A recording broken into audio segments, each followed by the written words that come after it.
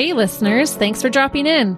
I'm Christy. And I'm Melissa. And this is Buried Motives, where we dig deep into the details of some of the most gruesome dirtbag murderers.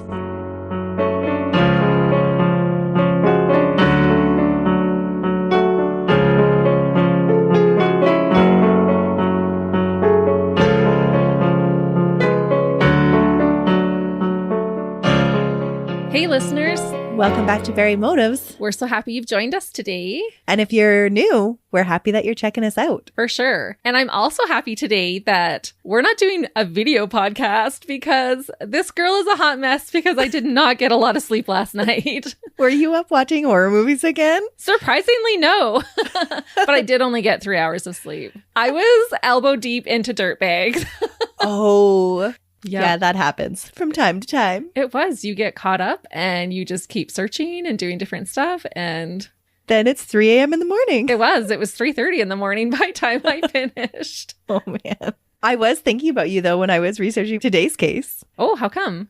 Because I was wondering if you would pick out the most reoccurring site of murders in horror movies. Oh man, I should have been watching a horror movie last night to brush up on my knowledge, but my guess would be out in the wild, like in a cabin or like a retreat kind of somewhere. Oh, you are such a horror movie buff. It is. It's a campsite. Oh, really?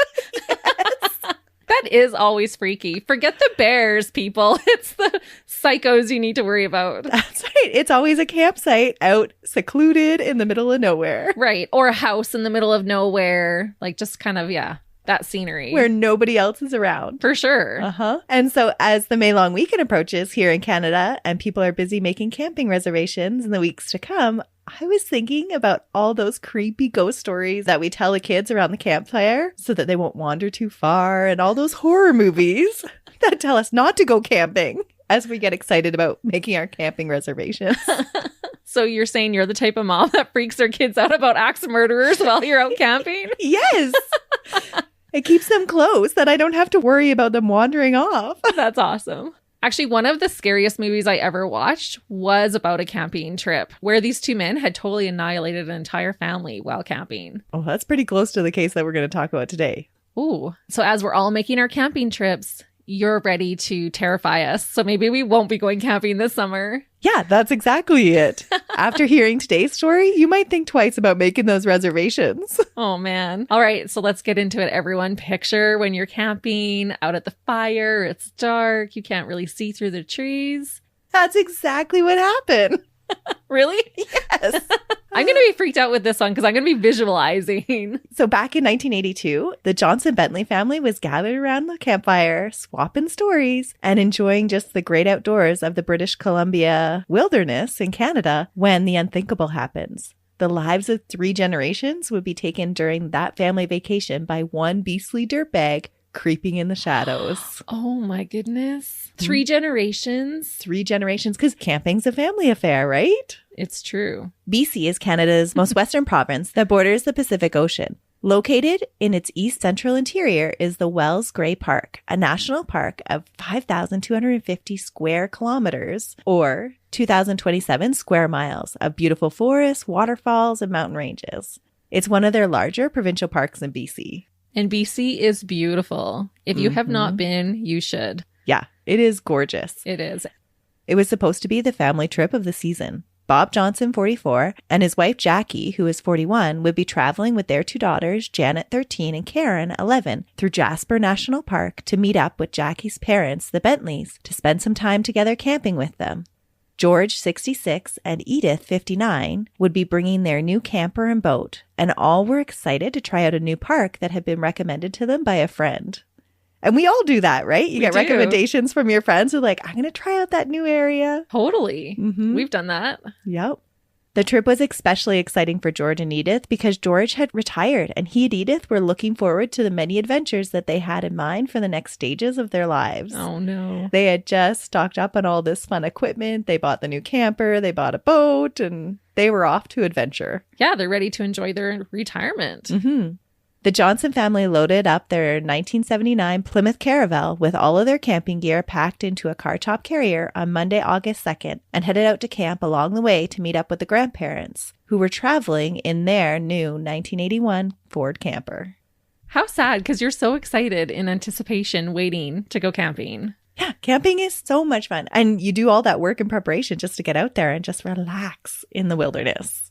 Sometime after meeting up, the extended family found a secluded campsite in the Wells Gray Park in the old Bear Creek prison site.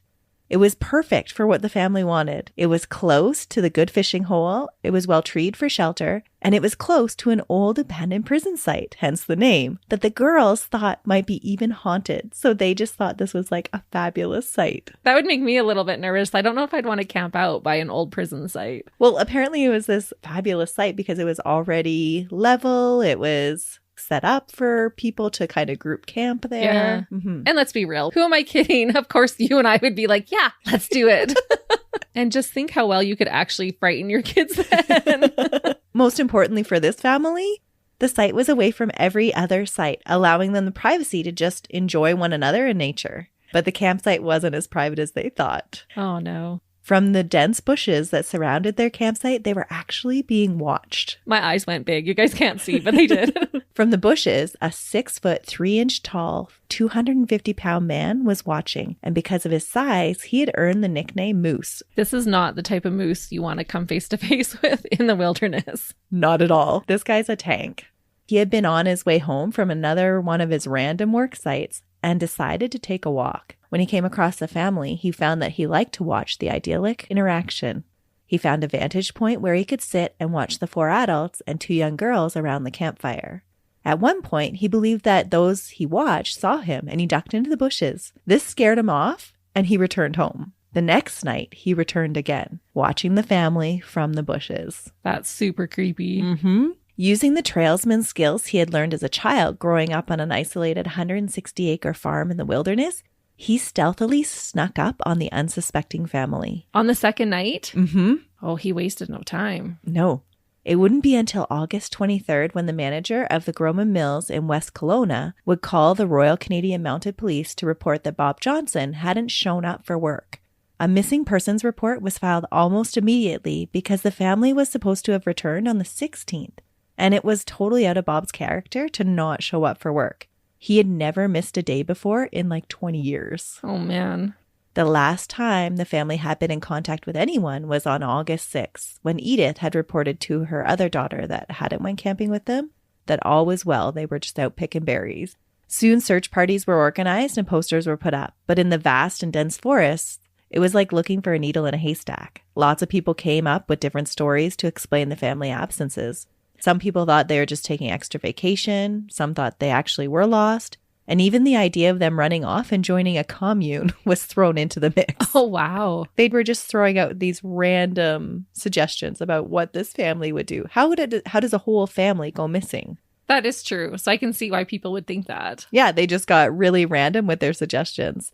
The only thing that was for certain was that the family had disappeared without a trace. This is in 1982. There's no cell phones. You're not checking in with each other. There's no GPS or tracking. They had literally gone out into the wilderness and disappeared.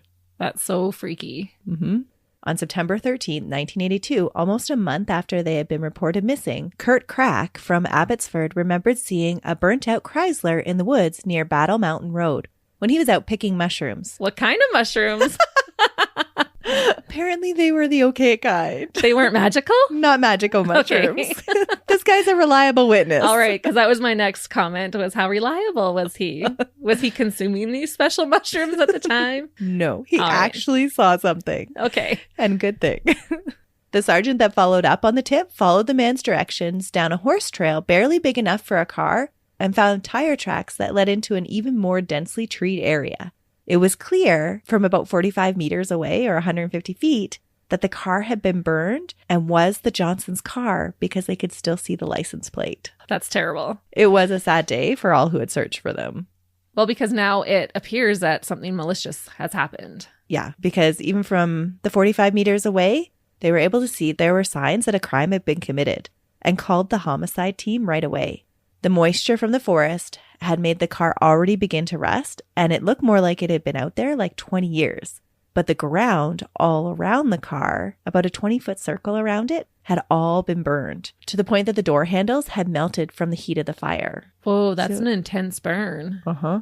It was clear that an accelerant had been used. Which would indicate foul play. And so they knew, even before they even got close to the car, just from these signs that they were seeing, that there was something fishy going on. The driver's door had been left open and bones were visible in the back seat of the car. When they opened the trunk, 2 small skulls were face up on a pile of charred bones, looking right back at the investigator that opened the trunk. Oh my goodness. One of the skulls had what looked like a bullet entry wound over the left eye socket, and a bullet remained in one of the small skulls. Originally, it was thought that it was just the younger family in the car, and that the grandparents were still missing, and police remained hopeful that they would end up finding the grandparents' camper because it was much more obvious. It was a camper with a boat on top of it. Right. It wouldn't be until after pathologists had gone through 50 bags of collected remains of scattered, charred bone and ash that they would realize that actually all 4 adults had been shoved in the back seat of the car. Oh my. 50 bags? 50 bags. The pathologists found that one of the adult skulls also had a bullet hole through it. And detectives used dental records to confirm 4 of the 6 people in the car. Edith and Bob had worn dentures that had melted in the fire, but were assumed to be the last 2 members of the Johnson-Bentley campers. That's terrible. The whole family was in the car. The coroner was able to determine that the bullet holes had come from a .22, but was unable to confirm that if the shooting had caused the death because the bodies had essentially been cremated and little evidence remained. And they sat out in the forest for a whole month. Yeah. The remains of all 6 victims would fit into one child-sized coffin to be buried all together. Wow. It's a hot fire. Yeah. Police believe that such a heinous crime must have been committed by at least a couple of people. And this theory was spurred on by reports that the camper had actually been seen in North Battleford, Saskatchewan, heading east. It was reported that it was being driven by 2 Frenchmen, and police assumed that Quebec must have been their intended destination. So as they were out searching for this notorious camper, they were getting reports and tips in that 2 Frenchmen were driving the camper across the country and heading east. But we know that's not true because it's one guy. Yeah. Total wild goose chase. Yeah. Which is unfortunate because then they're being led astray. They had assumed that this crime where you could kill 4 adults and 2 teenagers had to be more than one person. Yeah, it doesn't seem likely. No, not at all. And it would make sense that someone has stolen the camper and that's why they can't find it. Police appealed to the public for help because at this time, the camper could have been anywhere. It was a month after they had been missing, and the last report is that it was headed east. Tips rolled in by the hundreds, averaging a new tip every 3 minutes. 40 investigators working 16-hour days for several months would be required to follow up on all the tips. Whoa. Tips came in from everywhere, but unfortunately it led the police nowhere. That's crazy. 1 every 3 minutes? Is that normal for a case? No. And I'll get into why they received so many tips. Okay. It's quite interesting how they chose to publicize this case to bring in tips from the public. I'm intrigued. So all these tips kept coming in until a ranger of the Wells Gray Parks returned from an outpost and saw the news after being in the bush, out in seclusion. So he had been out in the bush working out by himself. And so when he came back to civilization, he started watching all the news reports. He reported immediately to the police that he had seen a similar truck camper out by the Old Bear Creek campground. The police now had somewhere to start. At least they knew where the family had been camping, because up until now, they had no idea where they were camping prior to that. Oh, you always need to tell someone where you're going, even if it's just for a day hike. Absolutely. But this family hadn't reported anything, and so they didn't even know where their campsite was to begin a search. Oh, man. No wonder they couldn't find them for so long. Yeah, that's why it took over a month for somebody to actually report the car being seen and found. So they started to search that general campsite, and they found a campsite with 6 .22 caliber bullet casings that matched one of the bullets that had been found inside the skull. Curiously, though, there was no trace of any of the family's camping equipment other than some beer cans, known to be George's favorite, and a couple of sharpened sticks presumed to be for roasting marshmallows. Oh, wow. They didn't find any of their equipment. And that's only 1 bullet per person. He's got to be a good shooter for that. Yep. And where's all the blood evidence? Had it all been washed away by then? There was nothing left in the campsite at all. That's incredible. Mind you, I guess they didn't have the technology that they do now either. No, remember, this is back in the 1980s. Right. Yeah. I'm thinking like now they would have had to have found something. Yeah. The case was highly publicized, though, and the manhunt continued for these two mysterious men. Despite the use of helicopters and long aerial searches, and even tracking down everyone that had reserved a campsite in that park, the trail had gone cold by April 1983. Police were stumped. They even tried hypnosis, psychics, and infrared. They aired a reenactment of the crime to encourage more people to call the tip line, and even had an exact replica of the truck camper made, complete with boat on top, to raise awareness for the manhunt. Oh, wow. So they actually made this exact replica, put a big sign on the truck, and drove it around. Well, a lot of us need that visual, right? Because you can say a camper with a boat on top, but to actually see it is a totally different thing. Have you seen this camper? Right. And the reenactment, did they air that on TV? Yes. Is it bad that my mind went to you and your husband reenacting the Stephen Shirt case? Sometimes you just got to reenact it. Yeah. You just got to see the visual of it, right? But what was interesting is just what they thought had happened. They had no idea at this point what had actually happened. All they knew was that they had found 6 casings. Yeah, so how do you even reenact that? Yeah, I don't know. They just reenacted what they believed happened. The replica of the truck camper that they made was driven all around BC and all the way to Quebec. In case it was those 2 Frenchmen. Mm-hmm. They released composite sketches of the 2 most likely suspects, the 2 Frenchmen, that had been seen at the service station with a similar camper around the time of the murders. So they were mad on the trail of these 2 Frenchmen. Despite the volume of tips coming in and the amount of work being done to process them, police learned very little useful information about the Bentley's missing truck camper. The campaign was expensive and not very effective, and as a result, faced a lot of criticism. Oh, I can imagine. Mm-hmm. But there was nothing left to go on, so police didn't know what else to do. These poor little Frenchmen. The whole nation is looking for them, and they're just like, Zut de laws! Pierre!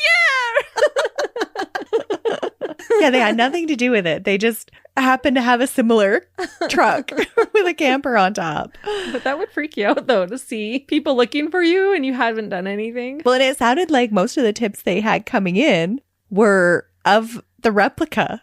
Oh, that's true. Mm-hmm. Yeah, even though they had a sign on it that said, call the tip line, people were calling in the replica saying, I just saw it here. That's so funny. Like, yeah, we were just there. And that's where you got the tip line number that you're calling right now.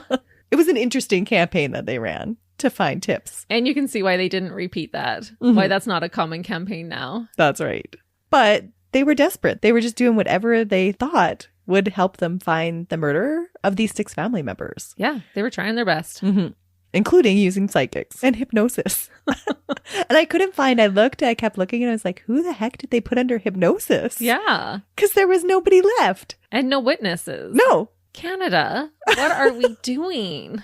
This was the end of the 70s where our police force maybe tasting those magic mushrooms at the time. I don't know.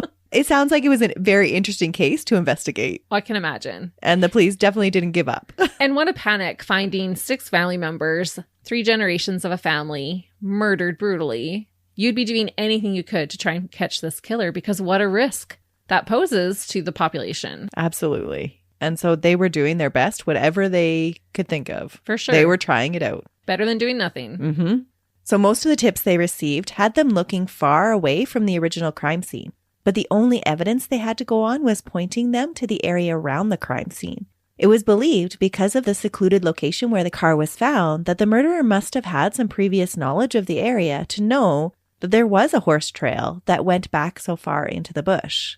Just as police were about to start another wild goose chase following a tip about the 2 Frenchmen across the border into the U.S., 2 forestry workers called in a tip of their own. They had spotted a truck camper like the Bentleys on Trophy Mountain, a spot that was only 24 kilometers, or about 15 miles from the murder site, and only 32 kilometers, or 20 miles, from where the Johnsons' car was located. It just happened to be just on the other side of the mountain where the car on the campsite had been. This seems more likely. Mm-hmm. The police investigated and found that the camper had been burned using an accelerant, just like the Johnsons' car had been. Police also believe that the truck had purposely been driven deep into the bush with the intention of rolling it over a nearby gorge, again pointing to that somebody had to know the area of where they were placing these vehicles. Yeah, they had to be familiar with it. Mm-hmm. Other than a .22 caliber bullet hole in the passenger door of the camper, the truck gave up no other evidence of what had gone so terribly wrong on the family camping trip.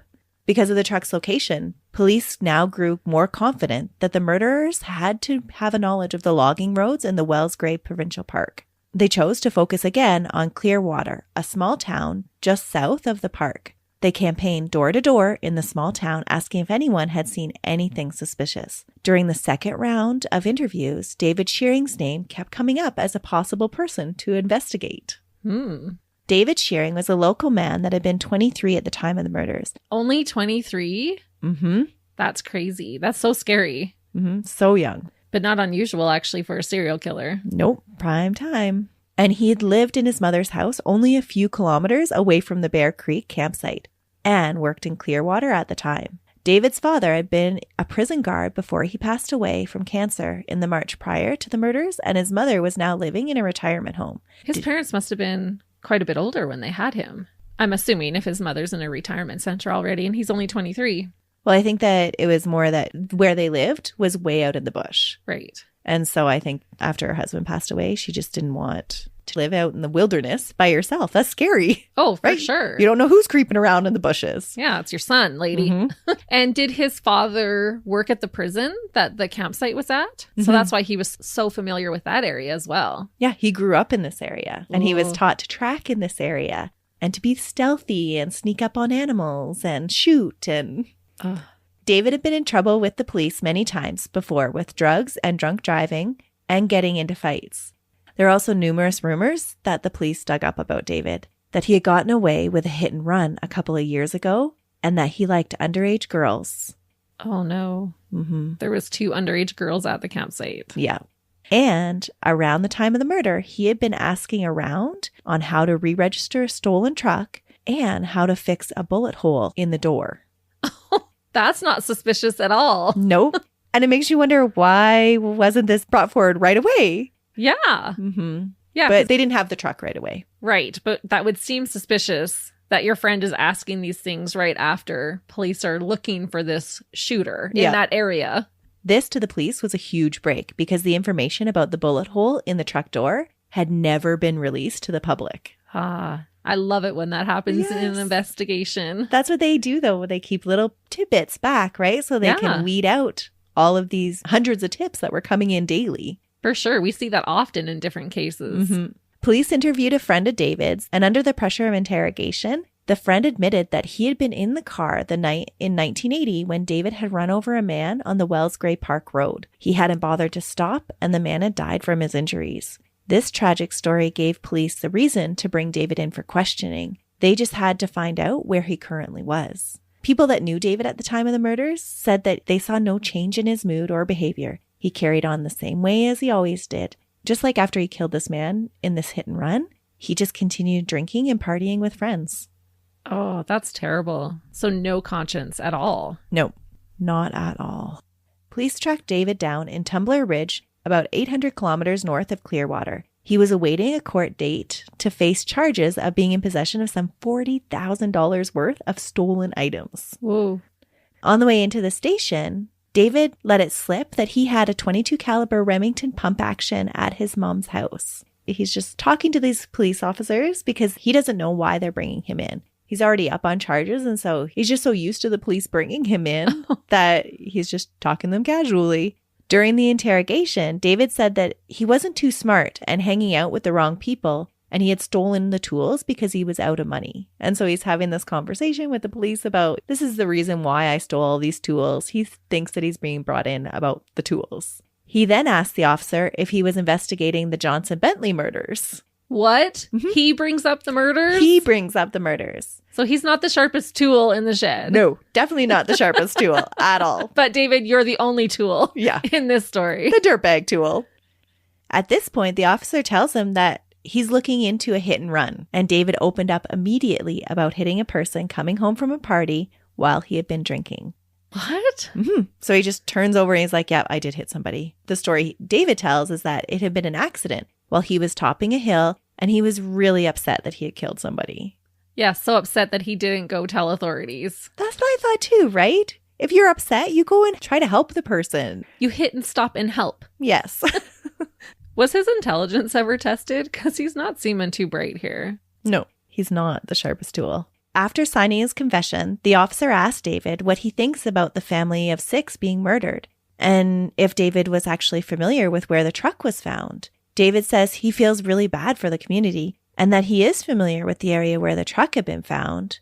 The officer then very quickly and casually asks if he is familiar with where the campsite was too. David answers immediately, "Oh yeah, Bear Creek." He knows exactly where that campsite was and knows immediately that he has revealed too much. That information, again, was never released to the public. Oh, he is shooting himself in the foot. Mm-hmm. The police didn't have to do anything. He just interrogates himself.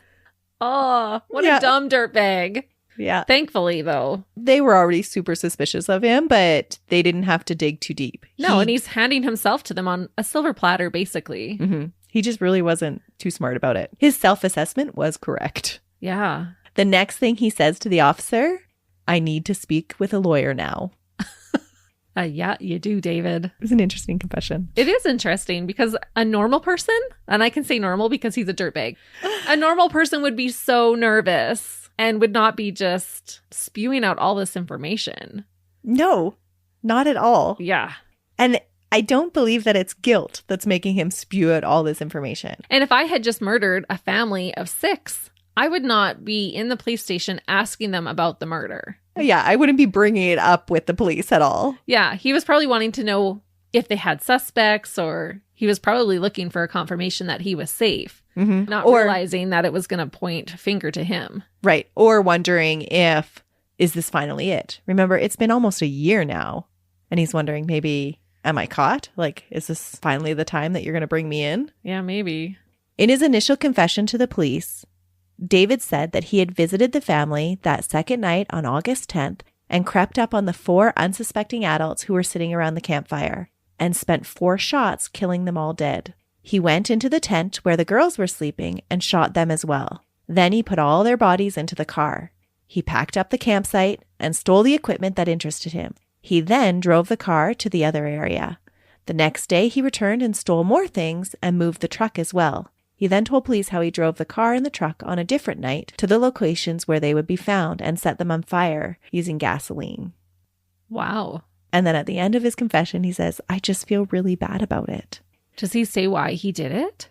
Not now. No. Wow. After a year of evading capture, David was charged with 6 counts of second-degree murder.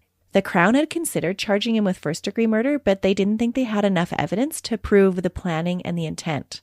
He never gave them any information about why he committed the murders at all.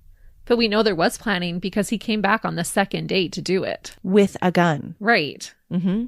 So at the time that they were deciding what to charge him with, prosecutors didn't have a lot of evidence to back up that first-degree murder charge because he wasn't giving anything away about what his motives were. It just all seemed so random that that's why they had to go with the second-degree murder charge. The day after his confession, he walked the police through what he had done at each of the crime scenes. He returned the boat and the camping gear he had stolen and handed over the gun that he had used to kill the family. He was super cooperative. But to police, the motive of killing a family of 6 simply to steal their camping gear seemed really weak. Yeah. After 14 months, the investigation was finally over. In total, the police had processed nearly 13,000 tips and had 30 filing cabinets worth of paperwork and had handed out over 10,000 flyers. But the RCMP still wanted the real motive for the crime. Yeah, it's not adding up. No, it doesn't add up at all. The police hoped that looking into David's past would give them some idea as to his motives. David William Shearing was born in 1959 to Rose and William Shearing. His parents were hardworking and he had 2 siblings. His school counselor observed him to be quiet and shy and self-conscious. He was a C-average student, and after high school, he had completed a heavy mechanics course but reportedly struggled to find a full-time job. Over the next 5 years, he would move from job to job. He liked to fish and hike in his spare time, and his brother would describe him as a kind, sympathetic, and sensitive soul. Oh. Although at times he drank in excess, his drinking was not an obvious problem to his family. And I guess they believed that the trouble with the law and drugs was just something that young people did. Oh, geez. Yeah. Boys will be boys. There was a real division in opinions of what kind of person David was, as the police were doing in this investigation into his past. He had multiple witnesses vouch for his character, and many people were shocked to find that he had anything to do with the murders at all, even his mother and brother. But the other side of his personality was also well documented. He liked to drink and party, and he had several previous encounters with the law. So it seemed like there was this total dichotomy of character, where people thought he was this nice, quiet guy, and then this other wild partier side that other people reported. But in David's case, I think his actions speak way louder than all of these character references that he's bringing forward. Because you can skew your references to make you look like such a great person. Mm-hmm. Not many people see your dark side. No. On April 16th, 1984, the day the trial was set to begin, now at 25 years old, David Shearing decided to plead guilty to 6 counts of second-degree murder. And the Edmonton Journal described him as a hulking, broad-shouldered man with a hooked nose. As he entered his plea, he cried the whole time. Oh, man. Mm-hmm. I have to see a picture of him now. His hooked nose. He looks like a dirtbag. He does look like a dirtbag. Mm-hmm. Yuck. Sorry, I can say that because he murdered all these people. Yeah. Ew. Yeah. And we're not to the worst of it yet. Oh. Hold on, because we have to dig deep for motives. You can't just take it on face value that he was out to steal camping equipment. No, it's not adding up. No. At his sentencing, to address the multiple good character references that David had, the judge read the statement. Obviously, there is another side of him which even his family and closest friends are unaware of. A side that makes him, in my view, a very dangerous man. There is the David Shearing, who, without any apparent motive, walked into a campsite and deliberately shot and killed 4 adults, and who then knelt at a tent flap and shot and killed 2 young girls. And then there is the David Shearing, who carried out an elaborate, time-consuming, and ghoulish cover-up. Yes, I agree, I must consider the character of the accused, as described by his friends and acquaintances, and by his family. But I must also keep firmly in my mind the other David Shearing, who was the one who committed these dreadful crimes. Yeah, and I'm really nervous that he didn't just kill those girls. And that's what we're going to talk about. Yeah. It's awful. Oh, no. David Shearing was sentenced to a maximum penalty of 6 life sentences to be served concurrently with no chance of parole for 25 years. And at this time, it was the harshest sentence ever given out for second-degree murder in Canadian history. Yeah, that's usually a first-degree murder charge. Mm-hmm. Good. And it was actually good that they did. Because after he was safely in jail, David revealed his true motives for the crime. Motives that would have gotten him a much more severe penalty. But he had purposely kept it under wraps until afterwards. That's how it seems. So he maybe wasn't that dumb. And he had even told one of the investigators after he had confessed, told him, I'm not ready to talk about it now, but maybe I will tell you later. Oh. And so that investigator then, after he was sentenced and back in jail, went up to him and said, okay, you told me you'd tell me. Now you got to tell me. And now he has nothing to lose, so we're likely going to get the truth. Mm-hmm. The whole truth is that he had deviant sexual urges as a youth and fantasies that revolved around young girls since his mid-teens. Oh. From an age of 15, David had had sadistic urges towards young girls that caused him to get aroused. And it was something that he had thought he had kept hidden and repressed inside of himself. When he entered the campsite the first night on his way home from work, it was the 2 young girls that attracted his attention, especially Janet with her long blonde hair. Oh, no. I was fearful of this. Mm-hmm. And I kept the details to a minimum, but be warned, we are going to talk about the sexual assault of 2 young girls. Oh. As he watched the girls, his sexual fantasies grew more compelling, and he made plans to fulfill them. He said he returned to the campsite and waited until the girls had gone to bed, and that he knew he was going to have to kill those other 4 to get to the girls. Absolutely, because no one is getting to your child unless they're going through you. That's right. David said he crept up behind the camper with his .22 rifle in hand. His creeping was noticed by one of the women, and he opened fire. He shot Bob first as he stood up from the fire pit. Next was George. He shot him as George ran for his gun that he kept in the cab of his truck. Oh. Jackie was shot as she ran to the tent to protect her girls. Oh, no. And lastly, Edith was shot in the head as she frantically tried to get into the camper. Then the disgusting dirtbag went to the tent where Janet and Karen were listening with alarm to all the unfamiliar noises that were happening around them. He told them that there were bad people trying to get in and hurt them. He pretended to be somebody that was going to help them and that their parents were trying to get away from the bad people and that they were going for help. What a creep. He told them to stay in the tent and hide while he returned to help the adults.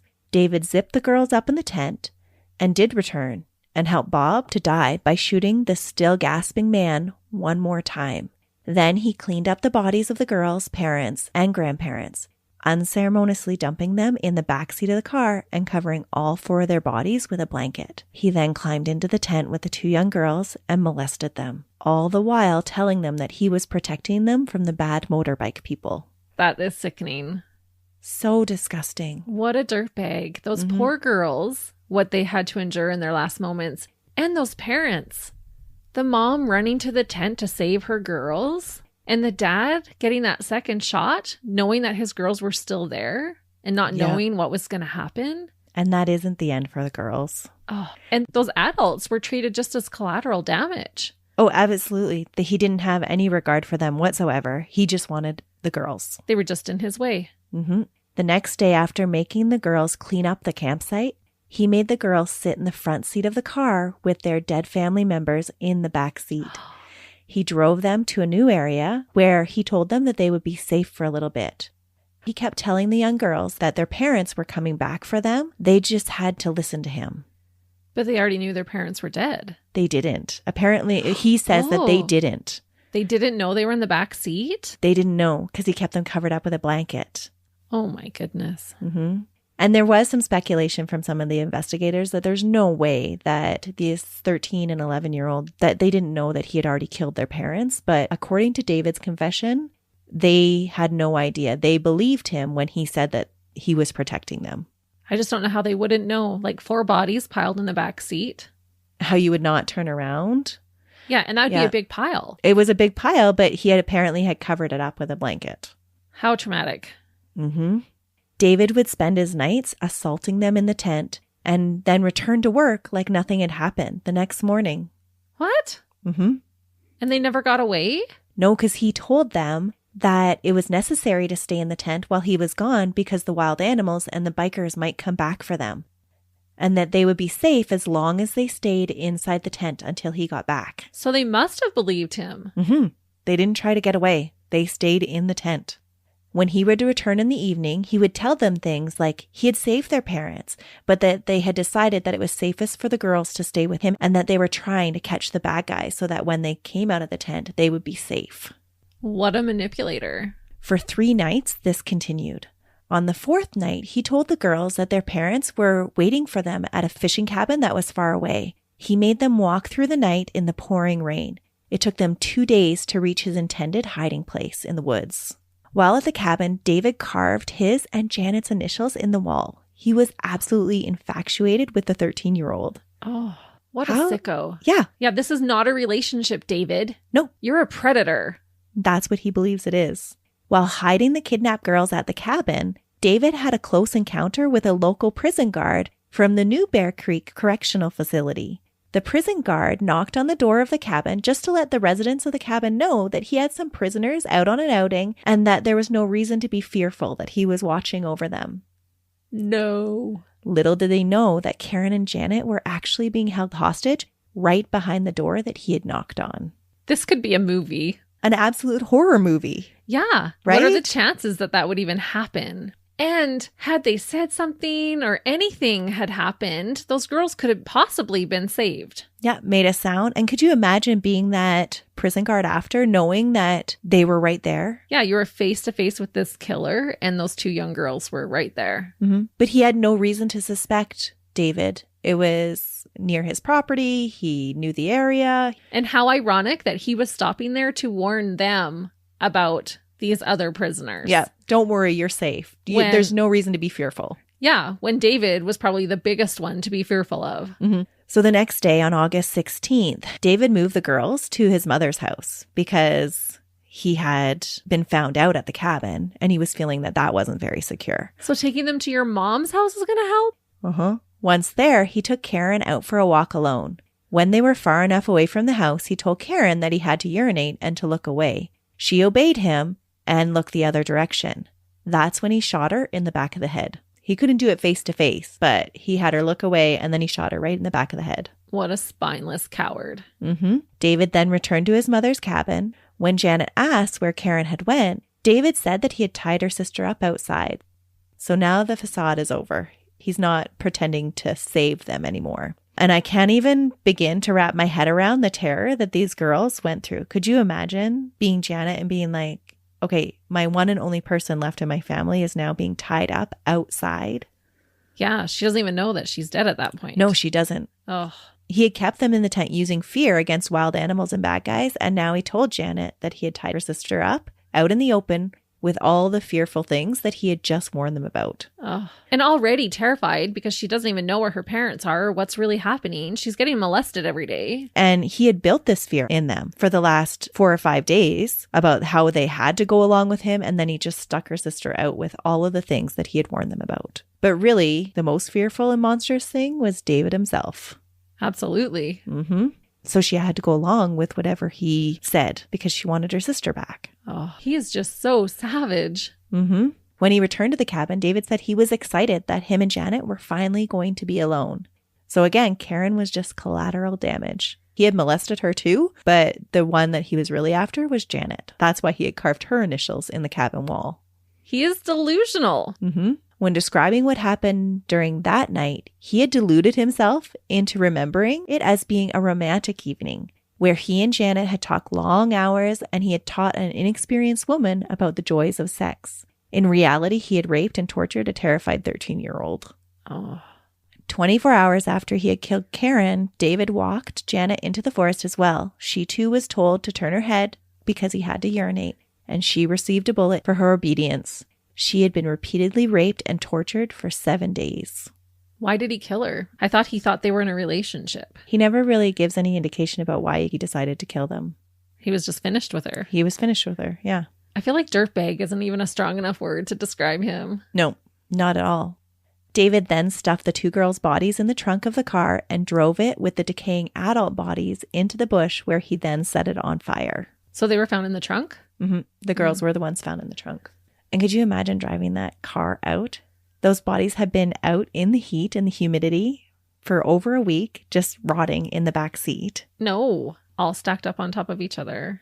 When David's real motives for the murders were released, all the people that had stood up as character witnesses for him were shocked and found it so hard to believe that he had done these things. His mother, Rose, said that she had never even seen him with a serious girlfriend, and so had no idea that he had these sexual urges. I can't even imagine being his mom. No. It would really shake your faith in humanity if you went to bat for a guy like David and then found out what he had done. Well, and that you had never suspected of him. No. During his prison psychological assessment, after the sentencing, David was diagnosed as a sexual sadist and a pedophile. Yeah. David Shearing has now changed his last name to his mother's maiden name, Ennis, and 9 years after being sentenced, met a woman named Heather. After writing letters and visiting together frequently in prison, they were married a year later in 1994. Stop. Yeah. Stop it. No. With him in jail. Somebody No. married him. Oh, I can't even. This makes me angry. He should not have love. He should not be married. And what kind of woman is going to marry a perpetrator who is going to torture and abuse and rape and molest children? Isn't that crazy? That's condoning his actions. Well, she's gone to bat for him on several of his parole hearings, saying that he's a changed man. Yeah, baloney. Nope. Christy isn't buying it. And for this one, I can't buy it either. He is a dirtbag through and through. This is not your attractive bad boy. No, it's not. We're not looking at James Dean here. No. This is such a slimy, creepy, disgusting human. And I just don't even understand how a prisoner is even allowed to marry in jail. I know that always blows my mind too, actually. It's so crazy. Heather's changed her last name to Ennis, and she visits her new husband 4 times a week. Every 2 months, she gets to join him for a family or conjugal visit for a 3-day weekend at the prison in special facilities. That's wild. That blows my mind. It seems so wrong. That should not be allowed. No. Between 1995 and 2001, David has completed several programs for sexual offenders, but the organizers of these programs believe that his attendance is only for the benefit of the parole board. He really shows no interest in controlling his urges or being self-reflective. In 2008, after spending 25 years in prison, David applied for parole, but he was denied. Good.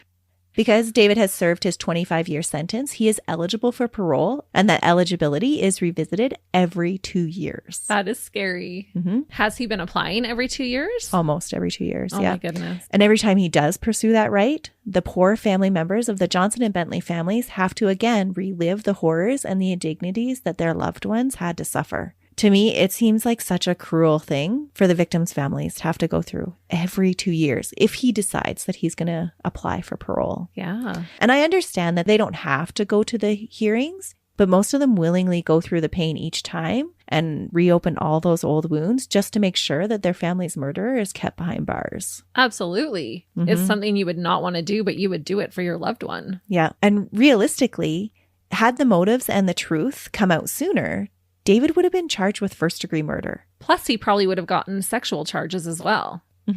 David's last attempt at parole was in September 2021, where again he was denied. He remains at the Bowden Institution just south of Red Deer, Alberta.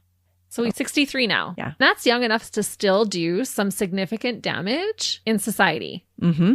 That's not past perpetrator age. Nope.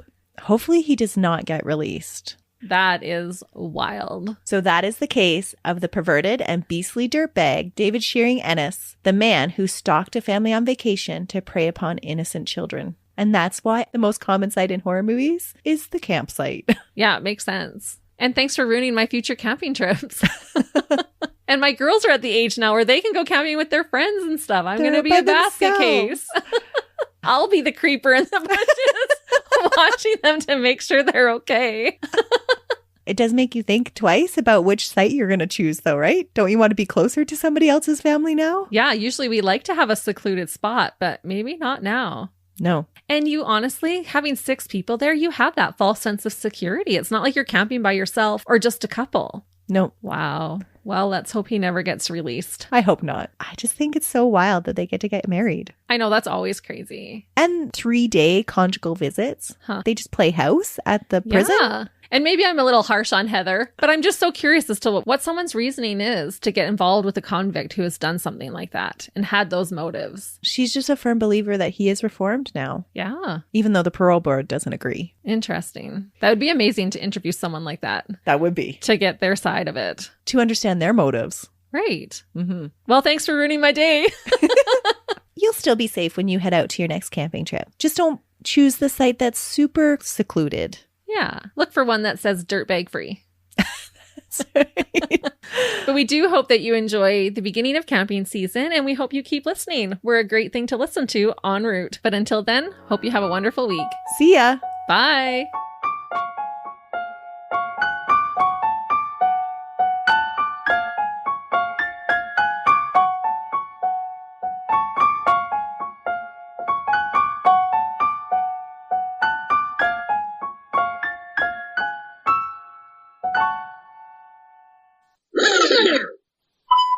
Hey, listeners. No, I get to do it on your episodes.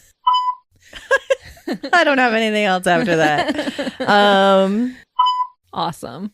Actually, I take that back. It's not awesome because we know they're all going to die.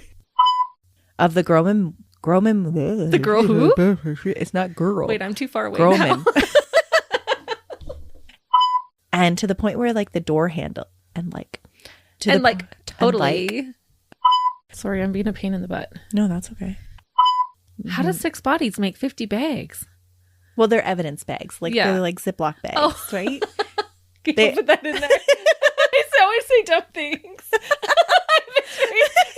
They're not garbage bags, Christy. That makes so much more sense. I'm trying to make sure. I'm like, and how to fix a billet hole. a billet hole? Oops, I touched the table with my cup. I'm sorry. Oh my God, I'm like, I just need a drink. Okay, I'd be quiet now.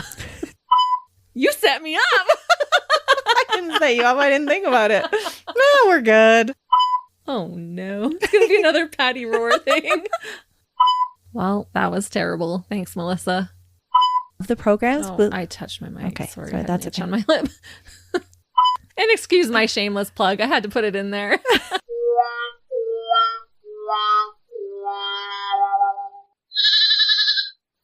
Another Sound Off Media Company podcast.